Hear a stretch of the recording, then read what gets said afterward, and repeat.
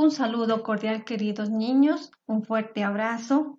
El día de hoy vamos a continuar viendo el tema organizadores gráficos. Ahora, ¿quién se acuerda o quién sabe qué son los organizadores gráficos? Vamos a pensar, es algo que nosotros ya hemos utilizado en clase. Son herramientas o recursos gráficos visuales de conocimiento que nos permiten resumir información y rescatar lo más importante y exponerlo de manera visual. Voy a indicarles unas imágenes para ver si usted se acuerda. Mire, cuando nosotros sacamos de algún texto algo importante y lo representamos en una lluvia de ideas, eso es un organizador gráfico. Mire, el diagrama de Venn que hemos trabajado en matemáticas cuando hacemos operaciones con conjuntos, unión de conjuntos, intersección de conjuntos, la línea de tiempo que se utiliza más en sociales para ordenar en forma cronológica los eventos o sucesos importantes. El organizador jerárquico que nos permite organizar y estructurar un tema. Entonces, usted puede observar que nosotros en clases ya hemos trabajado con organizadores gráficos, pero el día de hoy vamos a conocer dos más de ellos. Vamos a conocer el diagrama causal o diagrama de Ishiwaka. Se llama así en honor a su creador, Kaoru Ishiwaka. Entonces, mire, este diagrama causal, también conocido como Ishiwaka, cola de pescado, nos permite presentar un problema con varias causas. Ahora yo voy a pensar, ¿qué es un problema? Un problema es la acción o actividad que afecta a otros. Por ejemplo, pensemos en un problema. Yo le digo a usted el desempleo en el Ecuador. ¿Consideramos que eso es un problema? Claro que es un problema. Si mi papá o mi mamá no tiene trabajo, ¿cómo me van a educar, alimentar, cuidar? Entonces eso es un problema que sucede. Pero no quiere decir que solo los problemas pueden ser para las personas. También podemos encontrar problemas en el medio ambiente, por ejemplo, la contaminación ambiental que hoy en día tenemos, que afecta a nuestro clima. Hay días súper lluviosos, hay días con demasiado calor, el sol hoy en día afecta mucho a la piel de las personas. También hay problema para los animalitos, la falta de cuidado y protección animal. No hay quien los cuide, quien los proteja, a veces las personas los botan, los animalitos mueren de hambre, ¿ya? Entonces hemos escuchado algunos problemas, ¿verdad? Ahora vamos a hacer un problema con referencia a la escuelita. Vamos a ver, bajas calificaciones en la escuela. Entonces yo conseguí aquí un problema o pensé en un problema. Como yo tengo mi problema, ahora voy a pensar en las causas. ¿Qué causas serán que los niños tienen bajas calificaciones? Entre esas causas pueden haber infinidad de causas. Por ejemplo, los estudiantes no repasan para la lección, los estudiantes tal vez no le entendieron al profesor, se olvidaron tareas, no presentan tareas, falta de hábitos de estudio, no organizan su tiempo para trabajar en casa. ¿Ya? Entonces yo tengo problema, causas. Por eso se llama diagrama causal, porque nos indica causas ante un problema. Ahora mire, tenemos otro. Aumento de personas infectadas del coronavirus en el Ecuador. ¿Usted considera que esta situación es un problema? Claro que es un problema. Entre más contaminados estén en el Ecuador, mayor es el daño, no solo en el estado, en la parte de salud, también en la parte económica de nuestro país. Esta situación ha afectado a todo el mundo, no es una situación que nos ha afectado solo a nuestro país.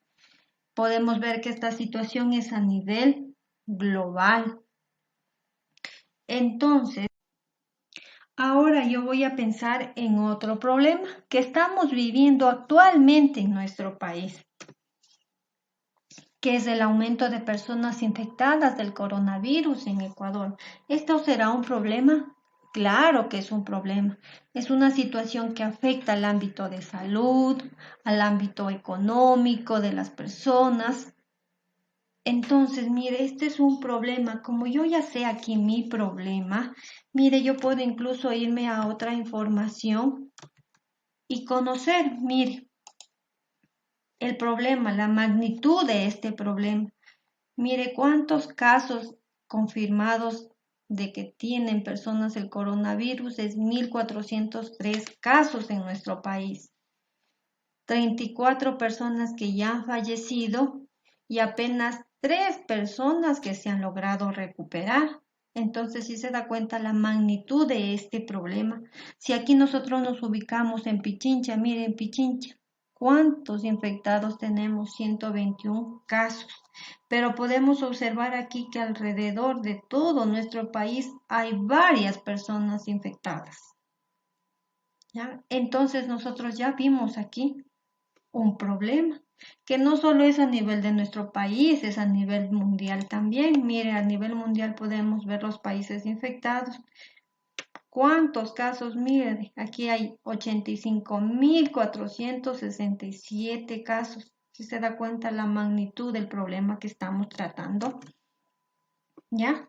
Entonces hemos hecho un breve análisis de este problema. Ahora vamos a ver en sí cuáles las causas para que en nuestro país existan más personas infectadas día a día.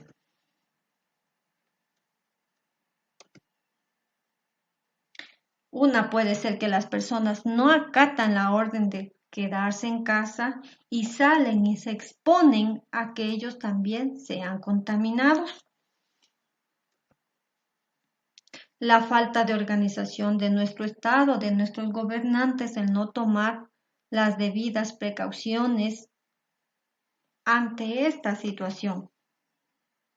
La falta de equipo de protección para enfermeras, doctores, militares, policías, emaseo, etc.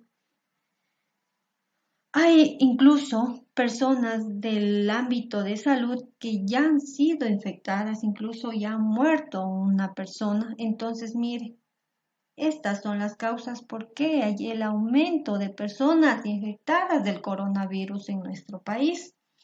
Entonces, ¿a qué vamos a llegar? En que yo para un diagrama de Ishikawa o causal necesito un problema y necesito saber cuáles son las causas.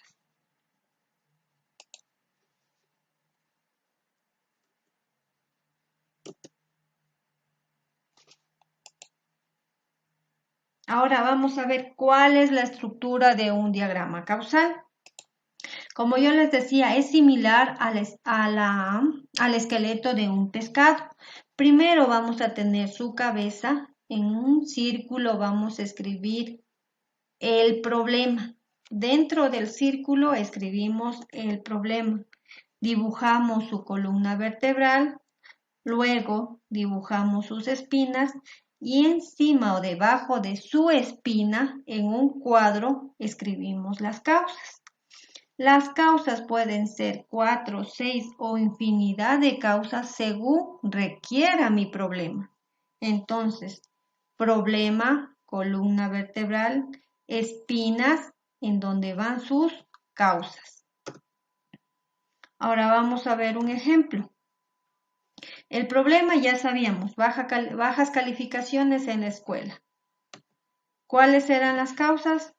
Los estudiantes no presentan tareas, no repasaron para evaluaciones, tal vez no comprendieron al profesor, no hay seguimiento en casa, ¿ya? Entonces tenemos planteado bajas calificaciones en la escuela, problema, espinas que indican las causas.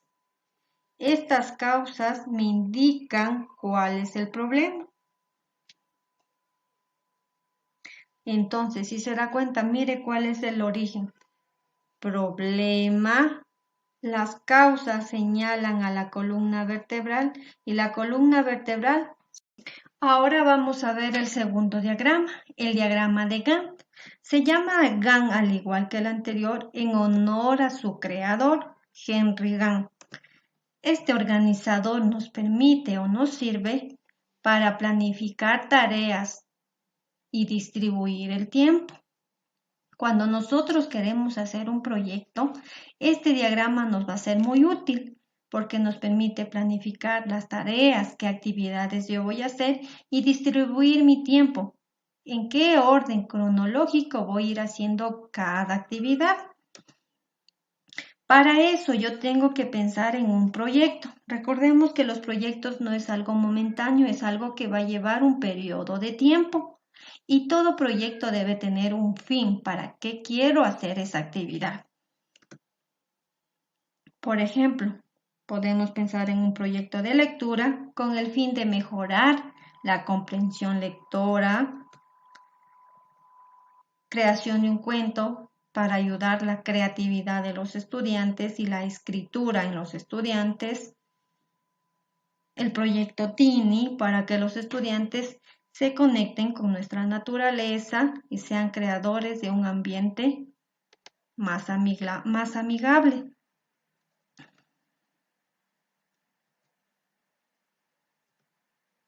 Ahora vamos a ver los pasos para crear el diagrama de Gantt. Primero yo tengo que pensar en el tema del proyecto. Entonces en mi caso yo puse lectura comprensiva con el fin de mejorar la lectura, escritura y razonamiento en los niños de 5º año. Ese es mi tema, mire, la lectura comprensiva. ¿Para qué quiero hacer la lectura comprensiva?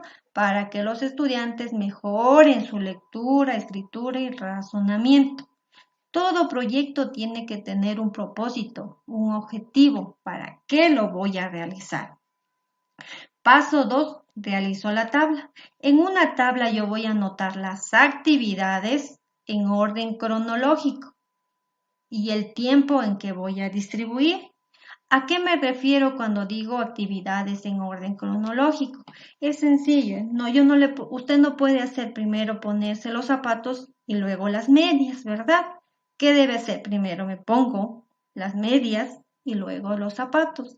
Eso es un orden cronológico, un orden de actividades.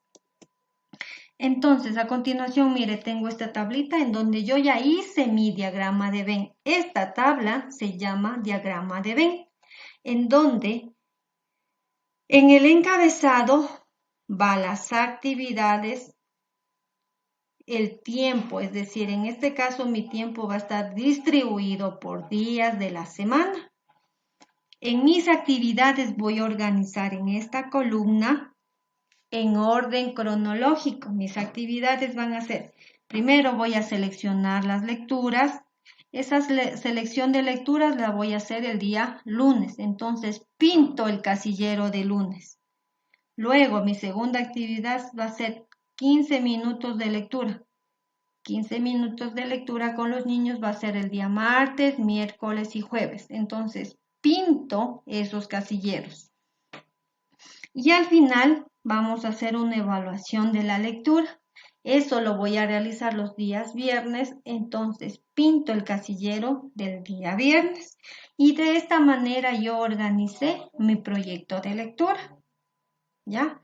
Puedo organizar de otra manera también, por ejemplo, cuando yo hago el proyecto Tini con el fin de fomentar el amor a la naturaleza. Usted sabe que un proyecto Tini es el hecho de sembrar plantitas, cuidar el medio ambiente, pero eso yo no lo puedo hacer en días. Para yo cuidar una planta necesito mayor tiempo. Entonces, aquí mi tiempo ya no va a ir por días, yo necesito que aquí vaya por meses. Aquí he tomado un ejemplo, septiembre, octubre, noviembre, diciembre, enero, que podría ser el primer quimestre, ¿verdad? Entonces las actividades deben ir en orden cronológico. Planificamos las actividades, luego vamos a buscar un espacio adecuado de tierra y lo abonamos. Luego sembramos las plantitas y por último sería ya el cuidado de las plantitas sembradas. Y voy pintando según la actividad en qué meses voy a realizar esto. ¿Sí? ¿Ya? A continuación vamos a ver un ejemplo más, que sería, el tema de mi proyecto sería rescatando la cultura y tradiciones del Ecuador a través de la danza con los estudiantes de quinto B. Mire, este proyecto nosotros ya lo hicimos en la escuela, ¿se acuerda? ¿Ya? Entonces, mi tema es rescatando la cultura y tradiciones del Ecuador. ¿Para qué? Para fomentar que nosotros no nos olvidemos de las tradiciones de nuestro país, ¿sí?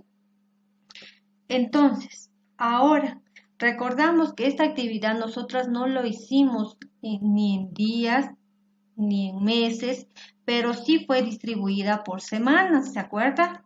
Entonces, mis actividades van en esta columna y en mi orden de tiempo va a ir en esta fila. Entonces, yo distribuí semana 1, semana 2, semana 3, semana 4 y semana 5. La primera semana vamos a seleccionar el ritmo y la canción y horarios de repaso. En la semana 2 vamos a socializar con los estudiantes, que fue lo que hicimos con ustedes. Socializamos, les avisamos que iban a bailar y empezamos los repasos. Entonces, ¿qué hago? Pinto el casillero de la semana 2. Ahora me voy a la tercera. Repaso de los pasos. En la tercera semana repasamos solo los pasos. Entonces, pinto la tercera semana el casillero. En la cuarta semana ya armamos la coreografía. Entonces, ¿qué hago? Pinto la cuarta semana. Y por último, en la última semana ya es la presentación. Entonces, pinto el cuadrito de la presentación. ¿Sí? Entonces, mire, este ejemplo de aquí es un diagrama de Gantt que me permite distribuir mis actividades en orden cronológico y el tiempo en que voy a hacer cada actividad. Eso es todo, chicos. Espero que les haya gustado. Es muy bonito esto de crear organizadores gráficos. Que les vaya muy bien. Un excelente día.